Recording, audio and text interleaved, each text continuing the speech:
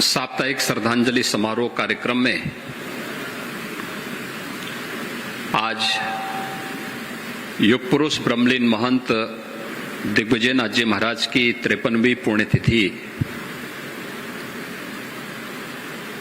का पावन आयोजन है। इस अवसर पर गोरक्षपीठ में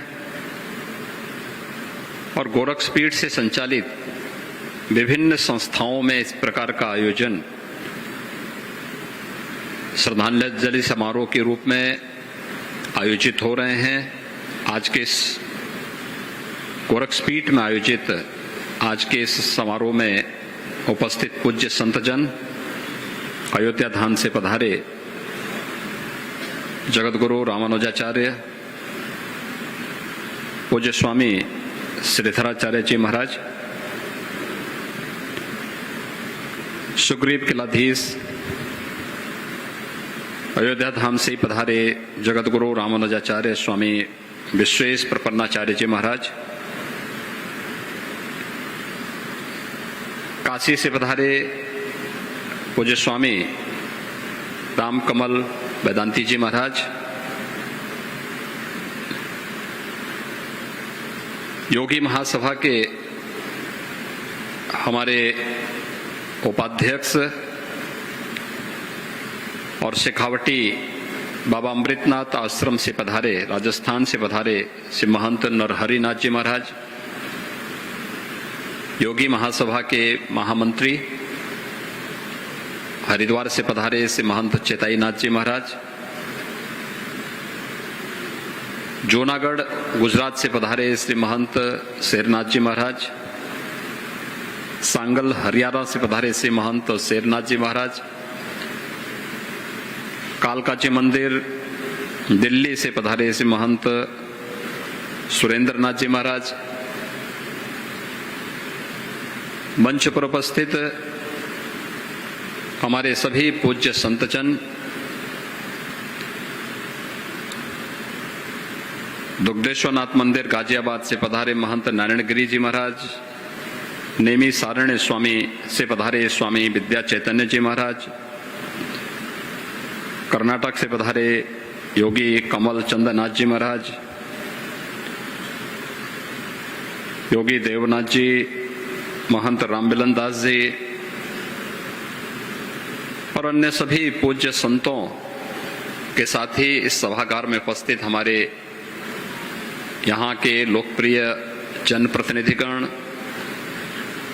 यहाँ के लोकप्रिय सांसद भी हैं, यहाँ के विधायकगण हैं, अन्य सम्मानित जनप्रतिनिधिगण हैं, विद्वज्जन हैं, गोरक्षपीठ के भक्तगण हैं और महाराणा प्रताप शिक्षा परिषद से संबद्ध विभिन्न शिक्षण प्रशिक्षण संस्थाओं के सभी प्राचार्य आचार्यगण, महाराणा प्रताप शिक्षा परिषद के पदाधिकारी अध्यक्ष प्रोफेसर यूपी सिंह जी और सभी उपस्थित छात्र छात्राएं, महंत दिग्विजयनाथ जी महाराज की 53वीं पुण्यतिथि पर महाराणा प्रताप शिक्षा परिषद और गोरक्षपीठ की ओर से पूज्य संतों की ओर से उन्हें विनम्र श्रद्धांजलि यहां पर अर्पित की गई। विगत एक सप्ताह से एक कार्यक्रम यहां पर चल रहे हैं। प्रातःकालीन सत्र में देश और समाज से जुड़ी हुई ज्वलंत समस्याओं को लेकर के एक समसामयिक संगोष्ठी का आयोजन विगत एक सप्ताह से यहां पर निरंतर चल रही थी और अपराह्न में यहां पर ज्ञान यज्ञ के रूप में श्री राम कथा का आयोजन का श्रवण करने का आनंद यहां के श्रद्धालु जनों को भी प्राप्त हो रहा है। आज सायंकालीन सत्र में साप्ताहिक श्री राम कथा ज्ञान यज्ञ का विराम भी होगा। विभिन्न जिन समसामयिक विषयों को लेकर के, जिन बातों को लेकर के महंत दिग्विजयनाथ जी महाराज ने, महंत अवैधनाथ जी महाराज ने गोरक्षपीठ के पूज्य संतों ने अपना पूरा जीवन जिया था, उनका अनुसरण करते हुए देश, समाज और लोक कल्याण के उन प्रकल्पों को आगे बढ़ाते हुए कितना हम आगे बढ़े हैं, कितना हमने कुछ किया है, इन्हीं सब बातों का आकलन करने और अपने पूज्य आचार्यों के प्रति कृतज्ञता ज्ञापित करने के लिए श्रद्धांजलि साप्ताहिक समारोह का एक कार्यक्रम गोरक्षपीठ में प्रतिवर्ष आयोजित होता है। सनातन हिंदू धर्म इस बारे में हमें हमेशा एक नई प्रेरणा प्रदान करता है। हमारे यहां जब हनुमान जी लंका में जा रहे होते हैं तो उनसे मेनाक पर्वत के द्वारा जो प्रश्न पूछा जाता है वह सनातन धर्म की ही परिभाषा पूछी जाती है कि आखिर सनातन धर्म है क्या। और उस समय उन्होंने बहुत सहजता के साथ एक बात कही थी कि किसी के द्वारा अगर आपके लिए कोई आप पे कृपा की गई है तो उसके प्रति कृतज्ञता ज्ञापित करना ही कृते च प्रति कर्तव्यम ऐसा धर्म सनातन, यानी सनातन धर्म किसी के द्वारा आप पर की गई कोई कृपा और उस कृपा के लिए कृतज्ञता ज्ञापित करना, यह सनातन धर्म का पहला लक्षण।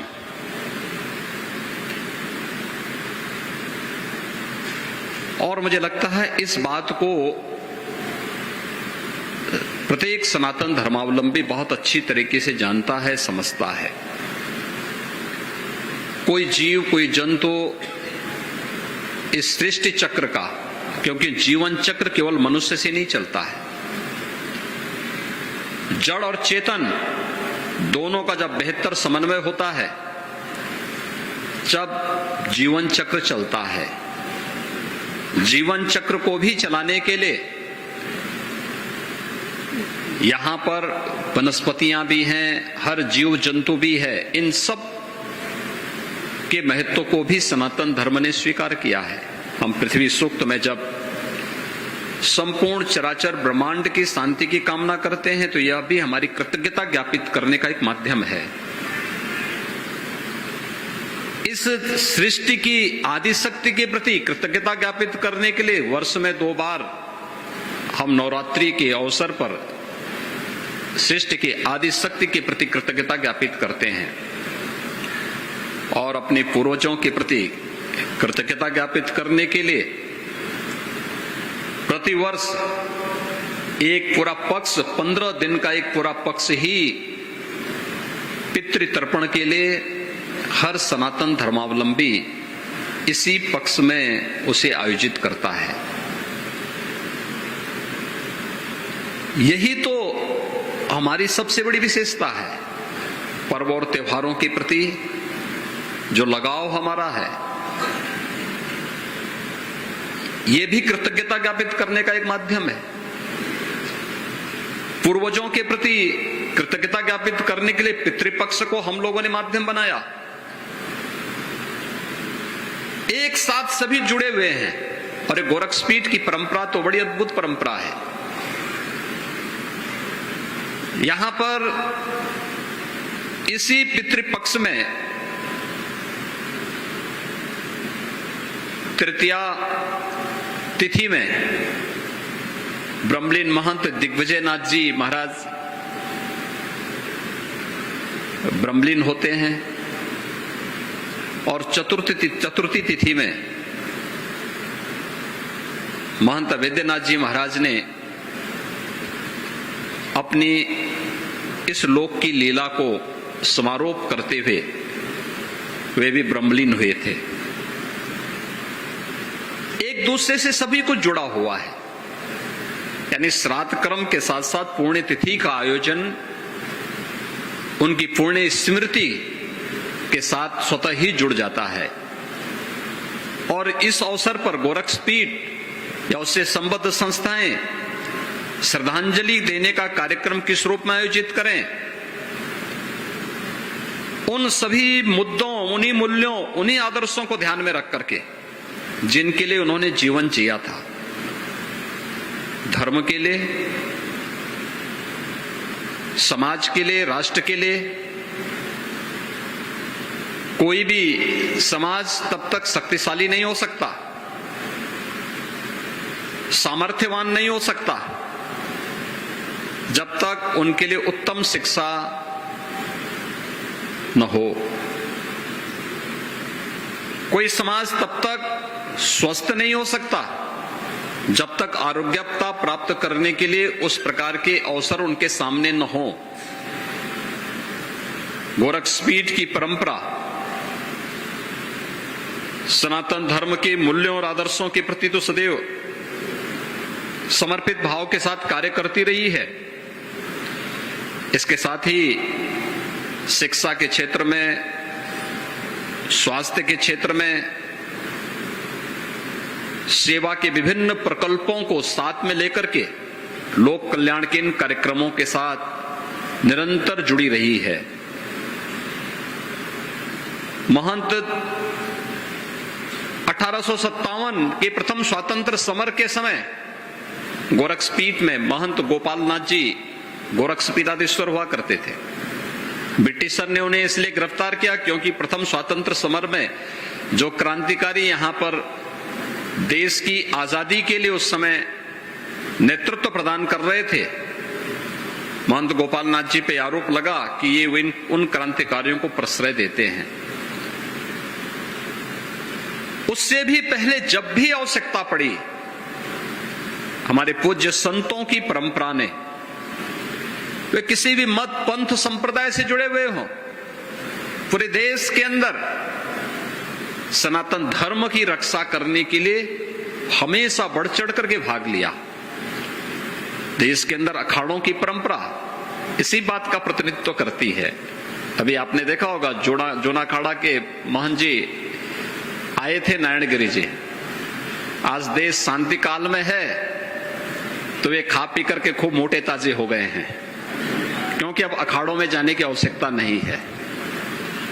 लेकिन जब राष्ट्र और धर्म के सामने कोई समस्या पैदा होती थी तो यही लोग शस्त्र और शास्त्र दोनों का संधान करने के लिए यही परंपरा अपने आप को समर्पित करती थी, और यही भारत की परंपरा है।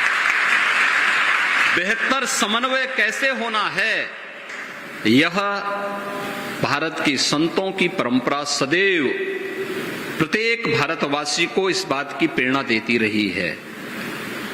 आज से नहीं, हजारों वर्षों की विरासत है। नैमिषारण्य से स्वामी विद्या चैतन्य जी यहां आए हैं। स्वामी विद्या चैतन्य जी नैमिषारण्य भारत की वैदिक परंपरा को पूरा लिपिबद्ध करने की जो धरती है वह है नैमिषारण्य। नैमिषारण्य में आज की पीढ़ी भूलती जा रही है, लेकिन इन परंपराओं को पुनर्स्थापित करना, ज्ञान की उस परंपरा के साथ जुड़ना, ये हम सबका सौभाग्य है, पूरे देशवासियों का सौभाग्य है कि जब कोरोना जैसी महामारी से देश को बचाने के बाद पूरी दुनिया कोरोना से त्रस्त थी, उस कालखंड में आपने देखा होगा कि कैसे भारत के अंदर एक राष्ट्रीय शिक्षा नीति प्रधानमंत्री मोदी जी ने घोषित की। राष्ट्रीय शिक्षा नीति क्या है? राष्ट्रीय शिक्षा नीति हमें सैद्धांतिक और व्यावहारिक ज्ञान के साथ साथ तकनीकी ज्ञान में सक्षम बनाने के लिए वर्तमान पीढ़ी को आगे बढ़ाने का एक बहुत अच्छा व्यावहारिक माध्यम बनने जा रही है। जो वास्तव में पहले गुरुकुल की परंपरा थी, उसका आधुनिक स्वरूप राष्ट्रीय शिक्षा नीति के रूप में आज देश के सामने आने जा रही है। और इस दिशा से हर शिक्षण संस्थाओं को इस दिशा में आगे बढ़ना। हम फेल क्यों हुए? बहुत सारे मामलों में क्यों हमारी ट्रेडिशनल जो चिकित्सा पद्धति है ये क्यों पिछड़ गई? आयुर्वेद क्यों पिछड़ गया? आयुर्वेद की ताकत को कोरोना कालखंड में पूरी दुनिया ने स्वीकारा, आयुष की ताकत को सबने स्वीकारा। 21 जून की तिथि विश्व योग दिवस के रूप में प्रधानमंत्री मोदी जी के कारण वैश्विक मंच पर मान्यता प्राप्त होती है। आज देखते ही देखते दुनिया के 250 देश योग के साथ जुड़ते हुए दिखाई देते हैं। यह है भारत का गौरव। कुंभ हजारों वर्षों से होता था। लोग कुंभ का मतलब मानते थे भगदड़, अव्यवस्था, अराजकता, अव्यवस्था, गंदगी। लेकिन 2019 में कुंभ ने एक नया मानक तय किया। स्वच्छता, सुव्यवस्था और सुरक्षा का जो एक नया मानक गढ़ा, उसने दुनिया के सामने कुंभ की एक नई तस्वीर प्रस्तुत की और वैश्विक मंच पर भारत के कुंभ की परंपरा को मानवता की अमूर्त सांस्कृतिक धरोहर के रूप में उसको मान्यता प्राप्त होती है। ऐसे ही उन कार्यक्रमों को हम कैसे आगे बढ़ा सकते हैं? हमारी कमी क्या? हमारी कमी है हम अपने आसपास घटित होने वाली घटना का मूल्यांकन करने का प्रयास नहीं करते। हर एक चीज को अपनी बुद्धि और सामर्थ्य से कमतर आंकने का जो हमारा प्रयास होता है वही हमें फेल कर देता है। अपनी सफलता को हम स्वयं की सफलता मान लेते हैं, स्वयं का पुरुषार्थ मान लेते हैं। व्यक्ति की सफलता हो या संस्था की सफलता, वह किसी एक व्यक्ति की नहीं होती है, एक सामूहिकता का प्रयास होता है। एक भवन तब बनता है केवल इंजीनियर के द्वारा नक्शा देने से, आर्किटेक्ट के द्वारा उस प्रकार की वास्तु देने से इमारत नहीं बन सकती, या मटेरियल इकट्ठा कर देने से भी इमारत नहीं बन सकती, या केवल राजमिस्त्री आप खड़ा कर देंगे तब भी इमारत नहीं बन सकती है। इन सब का जब सामूहिक प्रयास होगा, सब मिलेंगे, तब भव्य इमारत खड़ी होती है।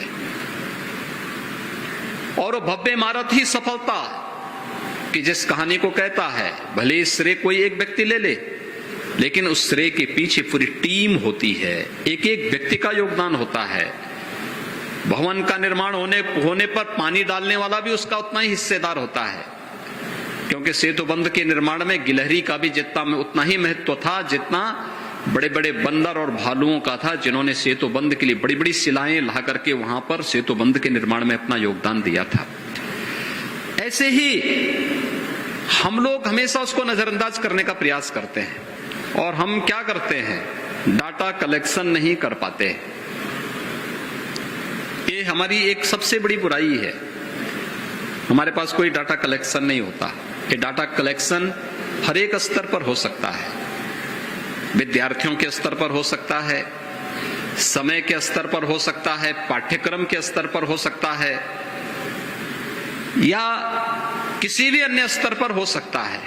हर एक कार्य का अपना महत्व होता है और संस्थाओं को इस बारे में उस चिंतन को आगे बढ़ाने की आवश्यकता है, उस दिशा में नए प्रयास को आगे बढ़ाने की आवश्यकता है। राष्ट्रीय शिक्षा नीति उस व्यावहारिक स्वरूप के साथ आपको जोड़ने का प्रयास कर रही है। आज के इस अवसर पर जब हम लोग ब्रह्मलीन महंत दिग्विजयनाथ जी की 53वीं पुण्यतिथि के अवसर पर उन्हें स्मरण कर रहे हैं, आप सोचिए 53 वर्ष पहले उनका शरीर शांत हुआ था, लेकिन गोरक्षपीठ ने कोई वर्ष ऐसा नहीं जब ब्रह्मलीन महंत दिग्विजयनाथ जी के प्रति कृतज्ञता ज्ञापित करने के लिए इस प्रकार के साप्ताहिक समारोह के आयोजन न हुए हैं। विगत 53 वर्षों से परंपराएं यहां चली आ रही है। योगीराज बाबा गंभीरनाथ जी की हम लोगों ने 2017 में पुण्यतिथि का साप्ताहिक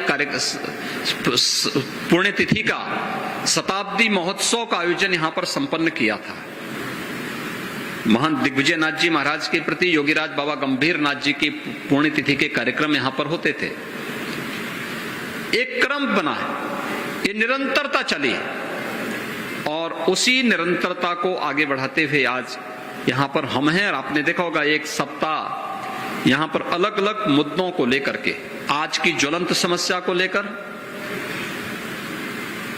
धार्मिक संस्थाओं का, सामाजिक संस्थाओं का, शैक्षणिक संस्थाओं का इन मुद्दों के साथ किस प्रकार से जुड़ा हो सकता है, समाज और राष्ट्र के प्रवर्तमान अभियान में हमारी क्या भूमिका हो सकती है, इन पर विद्वानों के, पूज्य संतों के वचनों को आपको सुनने का अवसर प्राप्त हुआ होगा।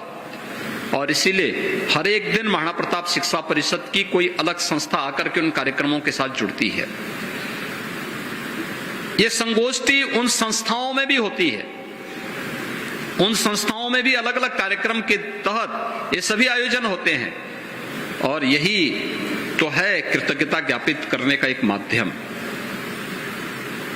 जिसमें हम प्रत्यक्ष सहभागी बन रहे हैं कि अगर महंत दिग्विजयनाथ जी महाराज ने गोरक्षपीठ का ये स्वरूप दिया, उन्होंने महाराणा प्रताप शिक्षा परिषद की स्थापना करने में अपनी महती भूमिका का निर्वहन किया, तो आज उनकी प्रति कृतज्ञता ज्ञापित करते हुए गोरक्षपीठ और महाराणा प्रताप शिक्षा परिषद उनकी पुण्य स्मृति को प्रतिवर्ष इसी उत्साह और उमंग के साथ आयोजित करते हुए उनकी प्रति कृतज्ञता ज्ञापित करती है। महाराणा प्रताप शिक्षा परिषद के उस अभियान को मेरे पूज्य गुरुदेव महंत अवेद्यनाथ जी महाराज ने आगे बढ़ाया। कल उनकी पुण्यतिथि कल पड़ेगी, और गोरक्षपीठ की अद्भुत परंपरा इसी रूप में आगे बढ़ती है। मैं आज के इस अवसर पर युग पुरुष ब्रह्मलीन महंत दिग्विजयनाथ जी महाराज की 53वीं पुण्यतिथि के अवसर पर साप्ताहिक कार्यक्रम के जो आयोजन यहां पर हुए हैं, इन आयोजनों के साथ जिन विद्वानों ने जुड़ करके यहां पर अपने महत्वपूर्ण सुझाव दे, पूज्य संतों के प्रवचन को सुनने का अवसर प्राप्त हुआ है, उन सब के प्रति मैं हृदय से धन्यवाद ज्ञापित करता हूं। युग पुरुष ब्रह्मलीन महंत दिग्विजयनाथ जी महाराज को उनकी 53वीं पुण्यतिथि के अवसर पर विनम्र श्रद्धांजलि अर्पित करते हुए, उनको कोटि कोटि नमन करते हुए, आप सभी को कितनी तन्मयता के साथ अनुशासित तरीके से आप सब ने यहाँ पर विभिन्न संस्थाओं का, हम चाहते थे सभी संस्थाएं अपनी बातों को कहें, यद्यपि ये कार्यक्रम उन संस्थाओं में भी आयोजित हो रहे हैं, लेकिन गोरक्षपीठ के इस प्रांगण में भी सभी संस्थाएं अपना करें। लेकिन बहुत लंबी सूची थी, लगभग इस समय 43-44 संस्थाएं हैं, और 43-44 संस्थाओं का मतलब अगर 3 मिनट भी एक संस्था लेती तो बहुत समय लग जाता है। पूज्य संतों का आशीर्वाद और उनके स्तर पर भी यहाँ पर कुछ वचनों को सुनने का आनंद प्राप्त होता, यह भी हम सब ने आज के इस अवसर पर यहाँ पर देखा है। मैं इस अवसर पर एक बार फिर से सभी संस्थाएं अपने संस्थापकों की भावनाओं के अनुरूप अपने आप को युगानुकूल और देशानुकूल बनाने का भरसक प्रयास कर रही हैं, और देश और समाज के प्रति अपनी उन जिम्मेदारियों का कुशलतापूर्वक निर्वहन करने में योगदान दे रही हैं। ये हमारे लिए आत्मिक संतुष्टि का विषय है। इसमें और भी कुछ जहां भी अच्छा हो उसे अंगीकार करने की दिशा में हमें आगे बढ़ने की आवश्यकता है। मैं एक बार फिर से पूज्य संतों के प्रति हृदय से कृतज्ञता ज्ञापित करता हूं, सभी विद्वानों के प्रति, उपस्थित जनप्रतिनिधियों के प्रति, महाराणा प्रताप शिक्षा परिषद और संबद्ध संस्थाओं से जुड़े हुए सभी पदाधिकारी, प्राचार्य, आचार्य और सभी उपस्थित छात्र छात्राओं के प्रति, विद्वज्जनों के प्रति हृदय से धन्यवाद ज्ञापित करते हुए पूज्य महंत दिग्विजयनाथ जी महाराज को कोटि कोटि नमन करते हुए अपनी विनम्र श्रद्धांजलि भी देता हूं। ओम शांति।